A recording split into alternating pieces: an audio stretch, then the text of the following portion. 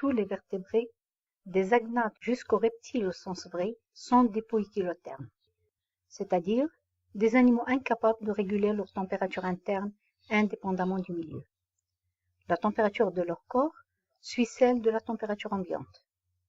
Les reptiles qui ont évolué vers les oiseaux et les mammifères ont développé des stratégies différentes pour réguler leur température interne.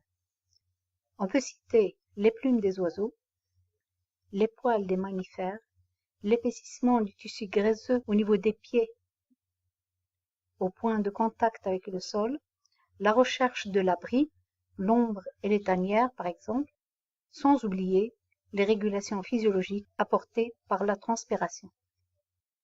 Les animaux qui ont la capacité de réguler efficacement leur température interne sont ceux qui le font grâce à leur métabolisme.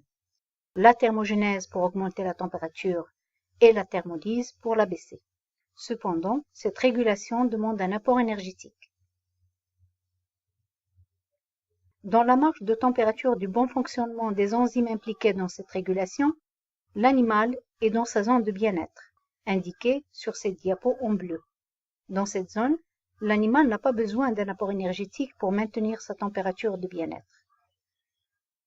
On voit sur ce graphe que la thermogenèse se fait quand la température du milieu est inférieure à la température de bien-être et que la thermolyse se fait quand la température ambiante est plus élevée que la température de bien-être. Les deux zones autour de la zone de bien-être, où l'animal est encore capable d'assurer la thermorégulation, sont qualifiées de zones de tolérance. Cela veut dire qu'un animal homéotherme tolère un écart de température entre la température externe et celle de son corps, et qu'il est capable de maintenir le plateau de sa température interne par un processus métabolique.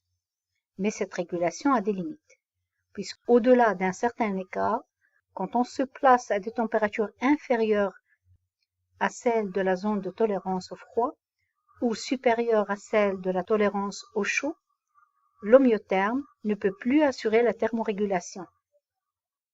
Il se comporte comme un hétérotherme, ou encore un poikilotherme.